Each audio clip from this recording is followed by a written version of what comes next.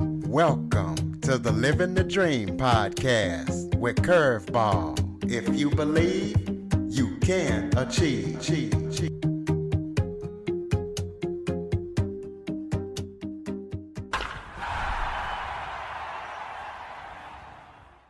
Welcome to the Living the Dream with Curveball podcast, a show where I interview guests that teach, motivate, and inspire. Today, I am joined by Billie Shepard. Billie is an actor, an author, and a coach. She delivers a coaching experience that transforms the way that actors act and business people communicate. Billie has 40 years of acting experience. She has opened 2 acting academies as well as 5 acting workshops in 4 states. She is also the founder of Billie Shepard and Associates. So we're going to be talking to her about her career and anything else that she wants to talk about, including how she helps actors and business people and her new book. Billie, thank you so much for joining me today. Oh, thank you so much for having me. I'm just delighted to meet you and talk with you. Well, thank you for taking time out of your busy schedule. Why don't you start off by giving everybody a little bit of background about yourself? Well, since the beginning of time, no, I'm kidding.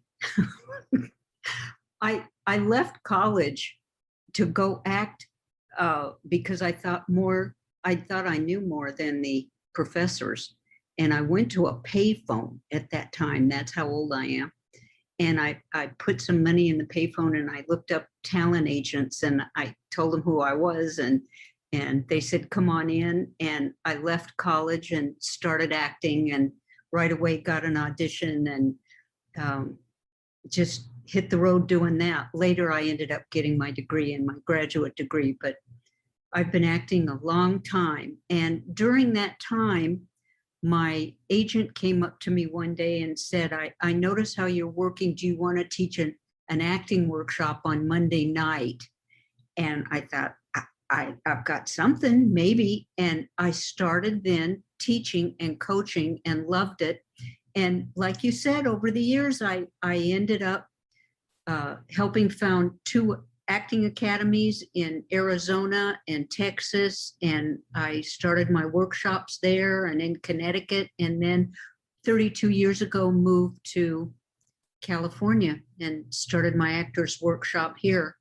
And about 18 years ago, I was asked to coach corporate people here in Silicon Valley. They were using PowerPoint slides at the time, slowly killing people with PowerPoint slides. And could I help them tell their story? And I started using acting techniques to help speakers in the corporate world tell better stories and be better presenters. And then I'm almost to the end. When the economy tanked about 2008, 2009, I went upstairs and I told my man, I said, my phone hasn't rung in 3 weeks and I'm going to go back to school and get a graduate degree.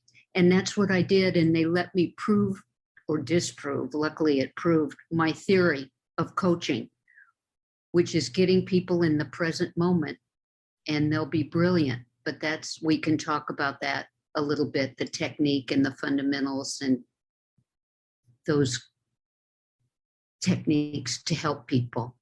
So that's what happened and a lot along the way. Well, they did say working with you is like a magical experience. And see, you said your phone hadn't rung in 3 weeks and look what happened. Is it? That's right. Yeah. Now the phone rings, thank goodness. And when that was written, everybody would call it magic because of what occurred, but that even more fundamentally proved that when people get relaxed and in the present moment, it flows through them. The creative energy flows through them, and it's wonderful to watch. Let's talk about what made you think that you knew more than the actors, your professors. Oh, an enormous ego, I have to say now, but I think it was the reaction when I would get on stage. I knew anecdotally and intrinsically that I had the ability to get to that place of making people believe what I was doing and to entertain them. And the professors kept talking about fundamentals and history, excuse me, all these really important things. and I thought that was a waste of time because I could just do it. It was ego, I have to say. So let's talk about your acting career. Talk about some of the accomplishments that you've achieved over the 40 years and people that you've worked with, and maybe things that you've taken role in or had part in. Oh, thanks for asking. I've had some wonderful experiences. I did mostly theater because that immediate reaction and the immediate laughs and the immediate gasps are a wonderful thing to get addicted to. But I did do a lot of commercials, and I did do some episodic TV. I did Nash Bridges, and we loved Don Johnson in our house because he cast me. I've got to say that I learned from experience to transfer and learn the techniques of presenting a role, a character on stage, and then transferring that to a camera, and then going back from the camera and going back on stage. And good acting is good acting, you know, being authentic and truthful in the moment, and all of that is good acting. But the techniques, it turns out, not to jump subjects, I'll go back to my acting, but the fundamentals are now so valuable for all these Zoom meetings, because so much of the communication and the presentation work is done in the corporate world on Zoom.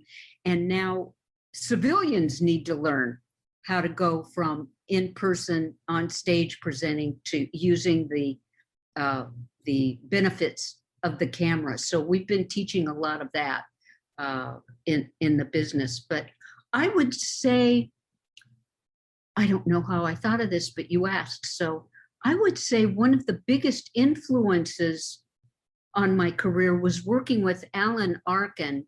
And it started with one improvisation class. And he, of all the coaches I've had, and I've had wonderful training and coaches, it never stops as an actor. You're constantly working with a coach, either for a role or to learn a new technique. And when I worked with Alan Arkin, he taught me some wonderful things, and we ended up being colleagues, actually. I ended up bringing him in, producing some of his workshops here in California, and then he actually wrote the foreword to my book, and he became a guide in my life because he's wonderful human as well. I don't know if everybody knows Alan Arkin. They can Google him. He's a wonderful Academy Award-winning actor and a wonderful person. But he taught me the secret, which I always knew in a general way, of the power of intention, knowing your goal in a scene, or knowing your intention, knowing your goal before you speak, even before you speak to your kids. It's important, especially if you have teenagers, to know your intention, because they can dance all over you. But he taught me the key for me to enliven my work and my truthfulness and my creativity, which was to connect that intention to a strong feeling inside of myself. And I knew this in a technical way all the years that I acted. But he helped me in his gentle coaching way to experience that and develop that technique of selecting an intention, getting it specific, and then attaching it to a strong feeling. So I don't know if I'm being too esoteric with this, but knowing what the heck your goal is before you talk is crucial. And what else did I do? And then I wrote, no, I'm kidding. What else can we talk about, Curtis? Oh, we can talk about your 2 acting academies and 5 acting workshops. Tell us the goal of those and who you work with and what you guys basically did. Maybe Well, there's some actors out there that'll hear this show and want to join up. well, well, the 2 acting academies. The first one that I helped found was in Phoenix, Arizona, and it was the Actors Theater. And this is years and years ago. And it started with a wonderful acting coach that moved to Phoenix from Chicago, I think it was. Her husband ended up coaching the Phoenix Suns basketball team. So she left Chicago and the Goodman Theater and started an actor's workshop. And to get into her actor's workshop, you had to have experience and you had to be pretty good. You had to audition. So it was a group of us who really knew we had something going. And we started the Actors Theater of Phoenix years ago. I think it's still going on. I haven't been back there in decades. So if anyone's in Phoenix, Arizona, I think it's in Scottsdale now. And it may still be being run by Judy Rawlings, and a wonderful actress named Judy LeBeau is very involved with it. And we started this theater, and it ended up becoming an equity house. For those of you, for those out there listening who are not actors, it became a professional house. And some really good work was done there, some brilliant work. And many of the actors went on to do great work. And then I started the Billie Shepard Actors Workshop at San Jose Repertory Theater here and taught there, did my workshop camera and on camera at this equity house. For decades, its doors have now closed and they're using the venue for other theater productions, not the San Jose Repertory Theater. And my workshop was ongoing. I haven't taught actors except on special occasions in about 5 years. I refer them out to my assistant. I'm busy with helping corporate people, training them to be good actors. Well, let's talk about your book. Tell us about your book and what the readers can expect to find in the book when they read it. Why should somebody get your book and read it? Well, I'm going to start by being honest and tell you I did not want to write this book. I did not want to. I had written a thesis, and that, made my brain explode. It was very hard, but I wrote a good thesis. I had a lot of help. And the people in the corporate world kept saying, you need to write a book. These workshops are terrific. You need to get it down. And I had a former student, J.P. Mark is his name. And I asked him if he would help me, because one of his talents is being a ghostwriter. And we collaborated, and he helped me get a format so that I could tell the story and the structure of how I begin with someone or a group, how I work through it with them, the exercises. Peppered in there are personal stories of people who have used the methodology and succeeded. Those personal stories are a great part of why I love to coach. And it's a helpful handbook, so to speak, that includes those stories and what the fundamentals are. If I can, I don't know which way to go here. I'll go this way first. When I went back to school, they let me explore my anecdotal experience of believing that getting someone in the present moment through technique, easy, accessible technique, they will be brilliant when they're performing.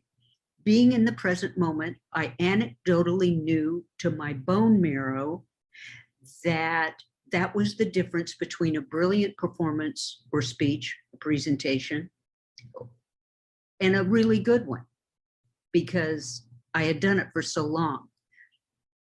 I wanted to know empirically if I could prove that. And the doctors let me examine that. And what we did for the thesis was to get 9 international corporate people and another university, not the one I was attending, another university allowed me the space and to bring in the students. And we did a 5-week program, and we did it scientifically and with graphs and who improved, and everybody had to fill out forms. And I didn't want to do all that, but my thesis advisor suggested it. And it turned out that the methodology does work. When I was working with this thesis advisor, there were many times that I didn't want to work with her anymore because she was really hard. And I really do have this problem thinking that I know more than people. And finally, after a while, I realized, well, she's the one with the PhD. Maybe I'll listen to her, okay? And I'm not really obnoxious about it, but that's the fight I have going on in my head. And she said, Billie, we know you and we know your work. And we know that when you're working with someone, you can tell when they're in the present moment and when they're not, and you can get them there. But to make it teachable to another person or another coach and to transfer the learnings, you need to define what goes into the present moment. You need to, are there components that you can recognize? And it took a while, but I finally nailed it.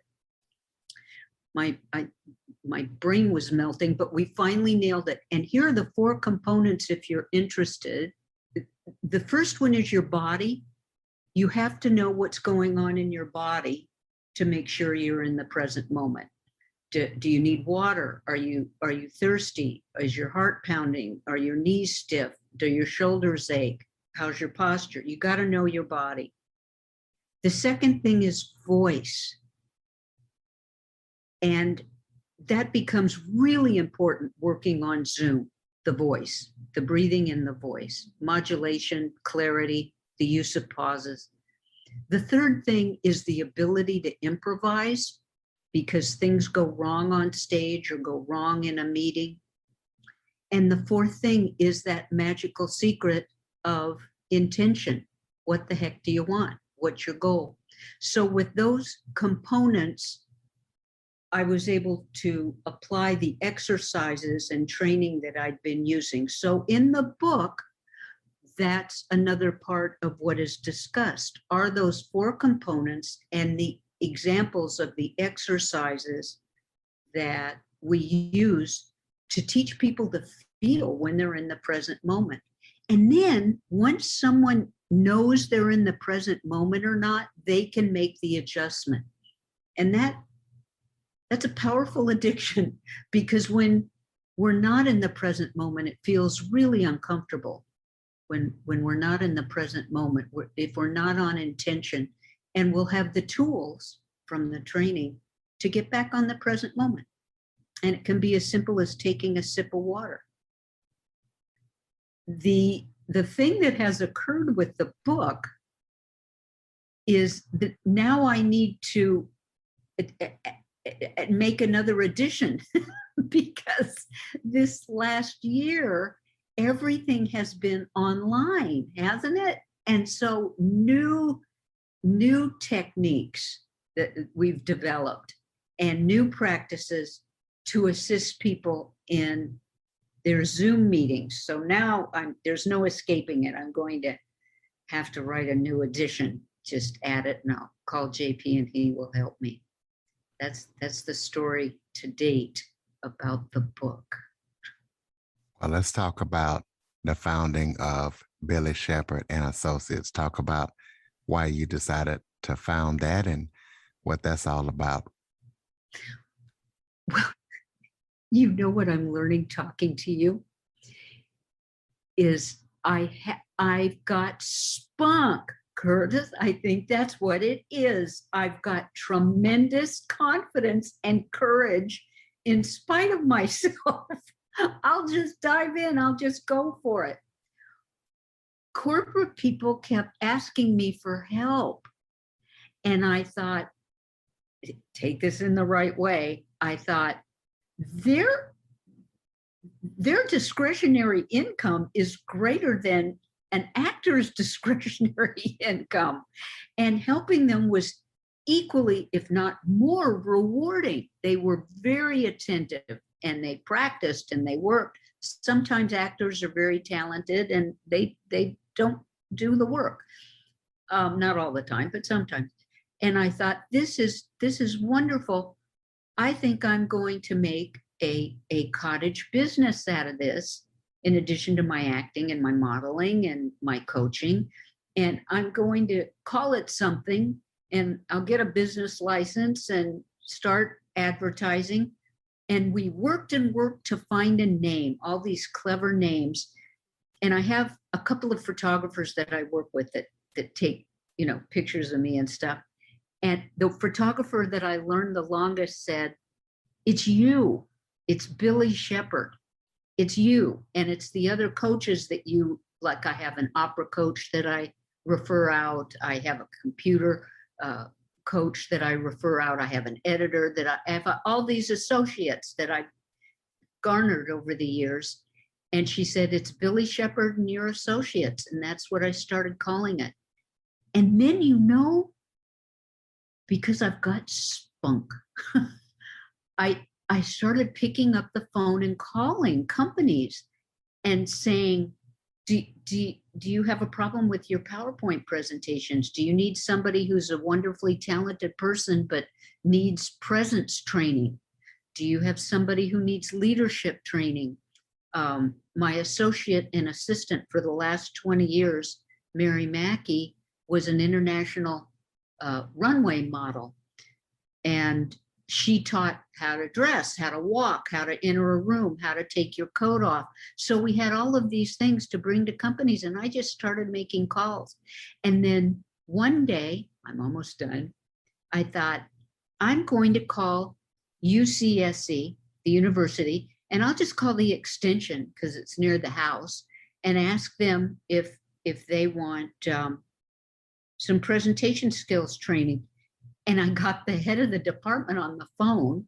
They put me through to her, the administration phone operator put me through to her, and I asked her if she needed any presentation skills in any of her classes. And she said, well, yes, come in tomorrow morning and meet me and show me your curriculum. So I stayed up most of the night. I didn't have an academic curriculum, and I created a curriculum, and she hired me, and I started teaching classes there, and then Berkeley, the extension, and then it just started. And it's a referral because people feel the growth of communicating honestly and authentically and concisely and clearly, and their messages are understood correctly, and it saves time. And so referrals went on, and then, oh my gosh, now I'm in Facebook and Uber and Intuit and all these companies because of word of mouth. And I get to work with just wonderful people. Let's talk about any upcoming projects or any current projects that you might be working on that people need to know about. Well, they can know about it, but there's two avenues that I work. If someone is, I'm always open to coaching privately. And if someone is open to discussing with me and telling me their needs and seeing if we're a fit and I can help them, I get great joy out of helping people privately. We don't do workshops for groups of people that aren't intra-company. We found that it's a more secure situation to go into a company and they tell us who needs a group, and then they send the people, and then we work with groups. For instance, with Facebook right now, I've been I've been at Facebook 4 or 5 years, working with their groups. And coincidentally, that referral came from the people I work with in Rackspace in Texas. They used to fly me out there, and then they went to Facebook, and that's how that occurred. Lovely people. What we're working on now is we've gone through, for instance, the engineering department at Facebook, and now we're developing an advanced workshop for them for the next level of learning how to use the camera, learning how to write a concise and powerful presentation at a much more advanced level. And we're having a great time doing that. And then we're developing a Billie Shepard boot camp where people can come in and have a 2-hour boot camp to work on a specific presentation or a tough meeting that they've got coming up. And we also do role play to help people, because once you feel it, you got it. And that's what we're doing. We're adding videos to the LinkedIn site so people can get tips from Billie. And gosh, that's what we're doing. We're always developing something new because these times, they keep a changing. Well, speaking of LinkedIn, go ahead and throw out your full contact information, your website, your social media links so people can connect with you and keep up with you. Oh, thank you. My website is Billie at billieshepard.com. It's billieshepard.com. Billie at billieshepard.com is my email, but billieshepard.com is my website. And then you can click on that for my IMDb, and for the LinkedIn, go to my website, billieshepard.com. That works. That works. And then they've got the links. Oh my gosh. Absolutely. You have any final thoughts before we close it out? Thank you so much. This was a pleasure. I kept talking and talking, but you are sure a delight. I appreciate it. Well, I appreciate you taking time out of your busy schedule to join me, and I would like to let the listeners know to follow, rate, review, share after listening to this episode. Go to billieshepard.com to check out Billie and all that she's up to. And Android listeners, go to the Google Play Store and download the Living the Dream with Curveball podcast app. For more information on the Living the Dream podcast, visit www.djcurveball.com. Until next time, stay focused on living the dream.